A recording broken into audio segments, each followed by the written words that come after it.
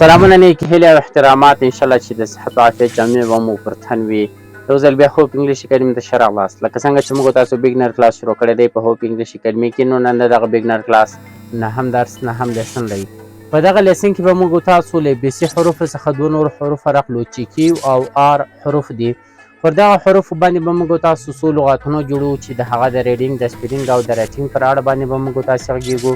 نو که چېرته مو دغه ویډیو خوښه سوه ویډیو ته لایک ضرور ورکړئ او که څه نظر لرئ لاندې په کمنټ کې مو خپل نظر زموږ سره حتما شیر کړئ او که چېرته دغه ویډیو څه معلوماتي ویډیو نو د ملګرو سره هم شریکه کړئ. بسم الله الرحمن الرحیم. راځو موږ تاسو د کیو او آر حروفو ته. اول راځم په کیو باندې څو لغاتونه جوړوم چې د هغه د ریډینګ په اړه باندې به موږ تاسو خبرې کوو. راځم فرض مثال دلته یو داسې لغت لیکم چې په هغه کې په اول سر کې کیو راغلی وي. نو د کیو یو قانون دی چې بعد له کیو نه همیشه په اکثرو لغاتونو کې یو حتما راځي. نو راځم فرض مثال زه دلته لیکم کوین. کوین به موږ تاسو پر دغه رقم سره لیکو.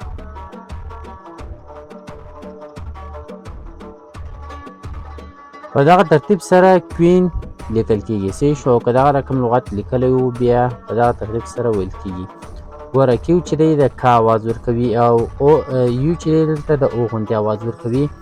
دا چې کش شوی دی د یې په شان نو دا ډبل ای کارول کیږي او په اخر کې چې د نه اواز دی نو د هغه لپاره موږ تاسو ان کاروو. راځم همداسې یو بل لغت لیکم. کوایټ ولیکئ. صحیح شو. کوایټ چې دی خاموش ویل کیږي. نو کوایټ به موږ تاسو په دغه ترتیب سره لیکو. اول راځم دغه لغت په پښتو کې لیکم. اوس راځم دلته کوایټ لیکم. صحیح شو. کوایټ په دغه ترتیب سره لیکل کیږي. په دغه ترتیب سره کوایټ لیکل کیږي. ګوره دا د کا اواز سو، دا د او اواز سو، دا د آی اواز سو، دا د ایچ اواز سو. صحیح شو. په دغه ترتیب سره ویل کیږي کوایټ. راځم په پښتو کې هم همداسې لیکم.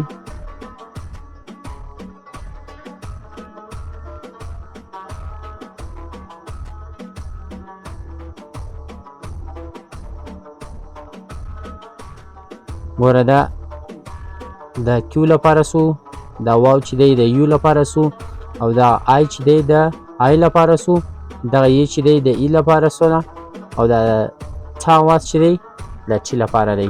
نو په دغه ترتیب سره باید موږ تاسو هر لفظ هر لغت چې دی هغه ته فکر وکړو چې هغه کوم اوازونه لري، کوم حروف لیکل شوي دي. بیا د هغه حروف لپاره موږ تاسو اوازونه ورته انتخاب کړو. په دغه ترتیب سره موږ تاسو ریډینګ او سپیلینګ په اسانه طریقه سره زده کولی سو. راځم دریم لغت ته د کیو.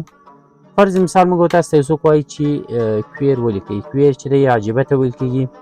همدغسې لیکل کیږي لکه دغه. صحیح شو. صرف په آخر کې دا ان لري هغه آر لري.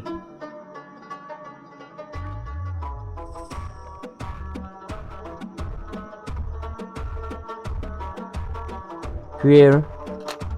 اوس راځم د آر حروف ته. پر آر باندې موږ تاسو څو لغاتونه جوړو. فرض مثال موږ تاسو یو څوک وایي چې ریډ. ریډ موږ تاسو بیا چې څه رقم ولیکو. ریډ چې دی ویلو ته وایي. په دغه ترتیب سره لیکل کیږي.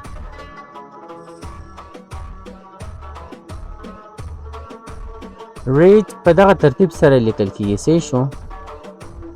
دا ای چې دی موږ تاسو ویلو چې 5 قسمه اوازونه لري. نو دلته دا ای چې دی دا سایلنټ دی لیکل کیږي دغه رقم، خو اصلا ویل کیږي په دغه ترتیب سره.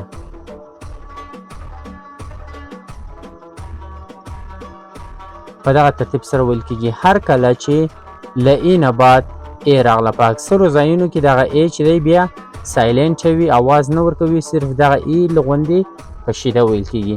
ویل کیږي دغه رقم. صحیح شو. او لیکل کیږي په دغه ترتیب سره.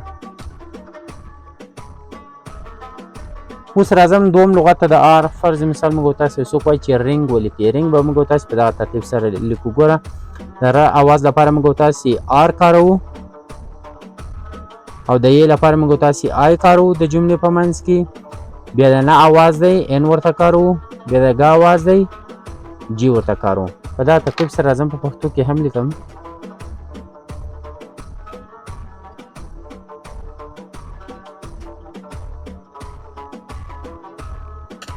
راځم اخري لغت د آر. فرض مثال موږ تاسو یو څوک وایي چې رایډ ولیکئ. یا دغه لغت چې زه اوس لیکم موږ تاسو به دا څنګه وایو.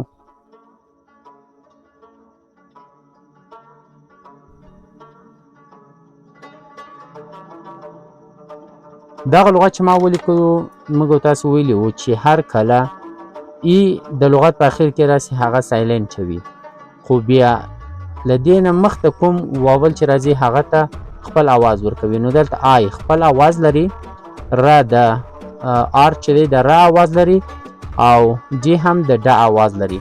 نو دغه داسې ویل کېږي راید راید. صحیح شو؟ راځم همداسې په پښتو کې لیکم.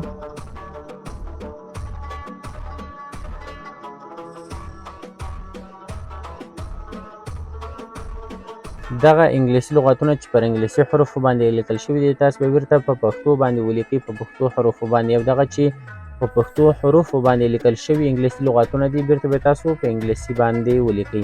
دا بهترینه پریکټیس او بهترینه تمرین دی د ریډینګ، د سپیلینګ او د رایټینګ لپاره. ستاسو رایټینګ هم قوي کولی شي، ستاسو سپیلینګ کوم املا چې دی دا هم قوي کولی شي، او ستاسو کوم لوست چې دی یعنې له مخې نه چې انګلیسي ویل دي دا هم بیخي زیاته قوي کولی شي. نو تر راتلونکو ویډیوګانو مو پر سپیڅلي رب سپارم. ښه وخت تېر شوی. الله حافظ.